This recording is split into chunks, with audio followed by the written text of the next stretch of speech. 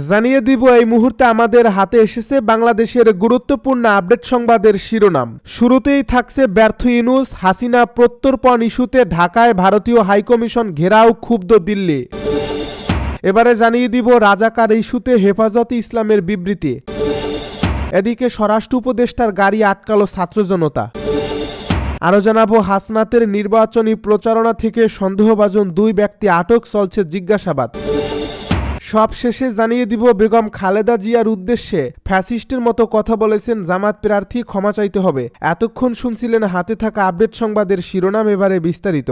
তবে তার আগে অনুরোধ রইল ভিডিওটিতে একটি লাইক এবং কমেন্ট করে জানিয়ে দিন ভিডিও সম্পর্কে আপনার মূল্যবান মতামত। আরও জানিয়ে দিন ভিডিওটি কোথা থেকে দেখছেন বা কোন জেলা থেকে দেখছেন। ব্যর্থ ইউনূস, হাসিনা প্রত্যর্পণ ইস্যুতে ঢাকায় ভারতীয় হাইকমিশন ঘেরাও, ক্ষুব্ধ দিল্লি। জাতীয় নির্বাচন যত এগিয়ে আসছে ততই বাংলাদেশের আইনশৃঙ্খলা পরিস্থিতির অবনতি হচ্ছে, আর ঢাকার এই নিরাপত্তা পরিস্থিতি নিয়ে অত্যন্ত উদ্বিগ্ন ও ক্ষুব্ধ ভারত। এই মুহূর্তে ঢাকায় ভারতীয় হাইকমিশন অফিস অবরুদ্ধ। আগাম ঘোষণা দিয়ে জুলাই ঐক্য নামে একটি সদ্য গজিয়ে ওঠা সংগঠন বুধবার হাইকমিশন অফিস অবরোধের ডাক দিয়েছিল। সেই মতে ঢাকার বারিধারা এলাকায় অবস্থিত ভারতীয় হাইকমিশন অফিসের অদূরে রামপুরা থেকে মিছিল করে কয়েকশো ছাত্র জনতা। পুলিশ তাদেরকে আটকালেও ভারত সরকার এই ঘটনায় অত্যন্ত বিরক্ত। ঢাকায় ভারতীয় হাইকমিশন অফিস ঘেরাওয়ের কর্মসূচির কথা জানতে পেরে বুধবার সকালেই নয়াদিল্লিতে বাংলাদেশের হাইকমিশনার রিয়াজ হামিদুল্লাহকে ডেকে বিদেশ মন্ত্রকের তরফে প্রবল ক্ষোভ প্রকাশ করা হয়। তাকে বলা হয়েছে ঢাকায় ভারতীয় হাইকমিশনের অফিসের নিরাপত্তা বিঘ্নিত হওয়ার আশঙ্কা করছে বিদেশ মন্ত্রক। এদিন বাংলাদেশ পুলিশ বিক্ষোভকারীদের আটকে দিলেও দিল্লি কূটনৈতিক মহল মনে করছে মোহাম্মদ ইউনূসের অন্তর্বর্তী সরকার মোটেই কোনো কার্যকর পদক্ষেপ করেনি, যে কারণে ভারত সরকার হাইকমিশনের কর্মকর্তাদের নিরাপত্তা নিয়ে চিন্তিত। অন্যদিকে জুলাই ঐক্য নামে সংগঠনটি দাবি করছে বাংলাদেশের প্রাক্তন প্রধানমন্ত্রী শেখ হাসিনা সহ আওয়ামী লীগ নেতাদের অবিলম্বে দেশে ফিরিয়ে আনতে হবে। হাসিনার প্রত্যর্পণে চাপ সৃষ্টির উদ্দেশ্যে ভারতীয় হাইকমিশন অভিযানের কর্মসূচিকে অকারণ অস্থিরতা সৃষ্টির চেষ্টা বলে মনে করছে দিল্লির বিদেশ মন্ত্রক। রাজাকার ইস্যুতে হেফাজতে ইসলামের বিবৃতি। ইসলামের বিধান ও মুসলমানদের প্রতীক দাড়ি টুপিকে রাজাকারের প্রতীক বানিয়ে ঘৃণা চর্চার তীব্র নিন্দা ও প্রতিবাদ জানিয়ে সংবাদ মাধ্যমে এক বিবৃতি দিয়েছে হেফাজতে ইসলাম বাংলাদেশের যুগ্ম মহাসচিব মাওলানা আজিজুল হক ইসলামাবাদী। বুধবার এক বিবৃতিতে তিনি এ প্রতিবাদ জানান। বিবৃতিতে মাওলানা আজিজুল হক বলেন, আমরা দেখতে পাচ্ছি বিজয় দিবসকে উপলক্ষ করে দেশের বিভিন্ন স্থানে ইসলামের বিধান ও মুসলমানদের প্রতীক দাড়ি টুপিকে রাজাকারের প্রতীক বানিয়ে ঘৃণার চর্চা আবারও শুরু হয়েছে। আমরা এর তীব্র নিন্দা ও প্রতিবাদ জানাচ্ছি। জাতিকে বিভাজনকারী এই ঘৃণাজীবীদের প্রতিহত করুন। পতিত ফ্যাসিস্ট হাসিনার শাসন আমলে মুসলমানি পরিচয় ও নাম নিশানাকে ঘৃণার লক্ষ্যবস্তু বানিয়ে ইসলাম নির্মূলের রাজনীতি করা হয়েছিল। জুলাই বিপ্লবীরা শান্তি ও সহাবস্থানের পথ বেছে নেওয়ার সুযোগে হিন্দুত্ববাদী অপশক্তি ও বাম সেকুলাররা আবারও উৎপাত শুরু করছে। তারা বিভাজন সৃষ্টি করে দেশকে অস্থিতিশীল করার ষড়যন্ত্র করলে আমরা চুপচাপ বসে থাকব না। তিনি বলেন, আমাদের ভুলে গেলে চলবে না যে কথিত রাজাকার বয়ান ধসে যাওয়ায় ফ্যাসিস্ট হাসিনার পতন ঘটেছিল। ভারতীয় বয়ানে মুক্তিযুদ্ধের চেতনা প্রত্যাখ্যান করছে জুলাইয়ের নতুন বিপ্লবী প্রজন্ম। ৭১-এর মহান মুক্তিযুদ্ধকে আধিপত্যবাদী শক্তির হাতে যারা তুলে দিয়েছিল, তারা ক্ষমতার স্বার্থে স্বজাতির সঙ্গে বেইমানি করছে, যার ফলে ভারতের প্রধানমন্ত্রী নরেন্দ্র মোদী সহ দেশটির শীর্ষ রাজনীতিকরা আজ আমাদের বিজয় দিবস ছিনতাই করার সাহস দেখাতে পারছেন। ৭১-এ আমাদের রক্তাক্ত জনযুদ্ধ ও বিজয় একান্তই আমাদের। মাওলানা আজিজুল হক বলেন, ভারতীয় বয়ানে মুক্তিযুদ্ধ এর প্রচার করা মূলত ফ্যাসিবাদ ও আধিপত্যবাদের দালাল। তারা ৭১-কে বিলাসফেমিতে পরিণত করছে। এমনকি কোনো বিতর্কিত তথ্য বা সংখ্যা নিয়েও প্রশ্ন তোলা যাবে না। ৭১-এর জনযুদ্ধ কারোর একার পিতার সম্পত্তি নয়। ৪৭-এর উত্তরসূরি ৭১, যেভাবে ৭১-এর উত্তরসূরি ২৪। ৪৭, ৭১ ও ২৪ আমাদের আজাদির শিলশিলা, কোনোটিকে অস্বীকার করার সুযোগ নেই। আমাদের এখন বরং সত্য ইতিহাস চর্চা করতে হবে। যুগ যুগ ধরে চলমান ভারতীয় হিন্দুত্ববাদী প্রোপাগান্ডা মোকাবিলা করতে হবে। স্বরাষ্ট্র উপদেষ্টার গাড়ি আটকালো ছাত্র জনতা।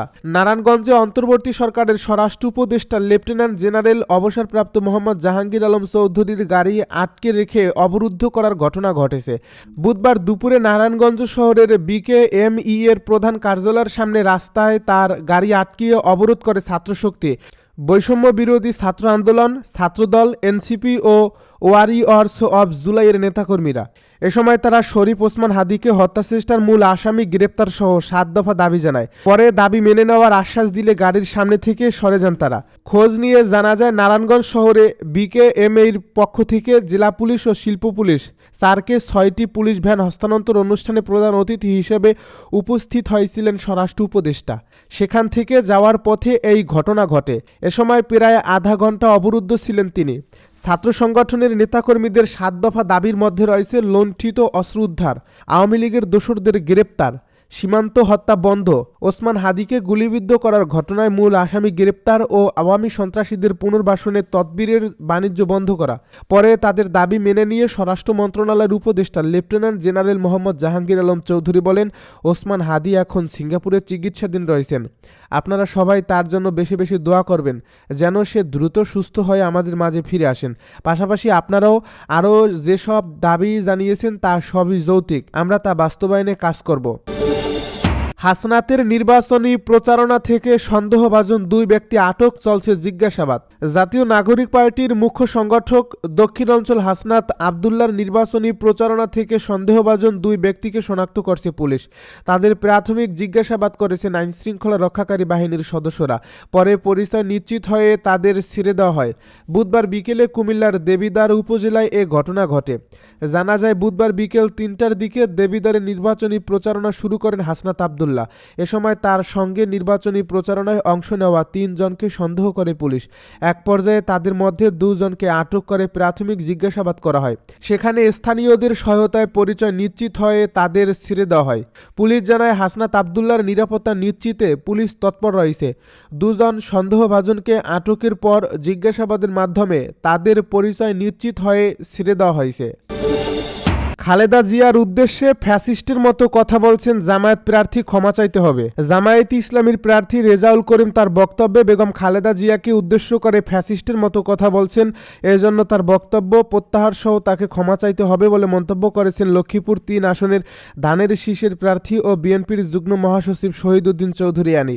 বুধবার দুপুরে লক্ষ্মীপুর পৌরসভার ইসলাম মার্কেট এলাকায় নির্বাচনী গণসংযোগকালে জামায়াতের ঢাকা মহানগর উত্তরের সেক্রেটারি ও দলীয় প্রার্থী ডক্টর রেজাউল করিমের উদ্দেশ্যে সাংবাদিকদের কাছে আনি চৌধুরী এ কথা বলেন। শহীদউদ্দিন চৌধুরী আনি বলেন, আমি একটা টকশোতে কথা বলছি, তখন জামায়াতে ইসলামীর প্রার্থী স্বীকার করেছেন এক ধরনের রাজনৈতিক দলের রাজনীতিবিদ এতিমে টাকা, দুস্থদের টাকা মেরে খেয়েছে। এ ধরনের বক্তব্য ইতিপূর্বে হাসিনা ফ্যাসিস্টের দোসররা দিয়েছেন। জামায়াতের প্রার্থী আল্লাহর কসম করে বলছেন তিনি খালেদা জিয়ার নাম নেন নাই। কথাটা সত্য, তিনি বেগম খালেদা জিয়ার নাম নেন নাই, কিন্তু কথাটা কাকে মিন করলো? খালেদা জিয়া সারা বাংলাদেশে ও আন্তর্জাতিকভাবে সারা বিশ্ব সম্মানিত। তাহলে এই যে হাসিনা ফ্যাসিস্ট যেভাবে কথা বলেছে, উনিও একইভাবে কথা বলছেন। তিনি আরও বলেন, কিছু মিডিয়া এটাকে বিকৃত করছে, বিভ্রান্তি ছড়িয়েছে। আমি প্রত্যাহার করে নিয়েছি, কি প্রত্যাহার করে নিলাম? যার মুখে এ ধরনের স্বীকারোক্তি, যিনি বলেন এক ধরনের রাজনীতিবিদ এতিমের টাকা মেরে খেয়েছেন, দুস্থদের টাকা মেরে খেয়েছেন, তিনি কি ফ্যাসিবাদের মতো বেগম খালেদা জিয়াকে অসম্মানিত করেননি? আমরা তীব্র প্রতিবাদ জানাই, তীব্র নিন্দা জানাই। এ বক্তব্যে উনাকে ক্ষমা চাইতে হবে যে বেগম খালেদা জিয়াকে আমি মিন করিনি, কথাটা সত্য নয়। উনি বেগম খালেদা জিয়াকে উদ্দেশ্য করে এই কথাটি বলেছেন। অ্যানি বলেন, দায়িত্ব নিয়ে অনুরোধ করে বলছি, আমার নেত্রীকে অবজ্ঞা করেছেন, ছোট করেছেন, অবহেলা করেছেন এবং অন্যায্যভাবে ফ্যাসিস্টের মতো করে বক্তব্য দিয়েছেন।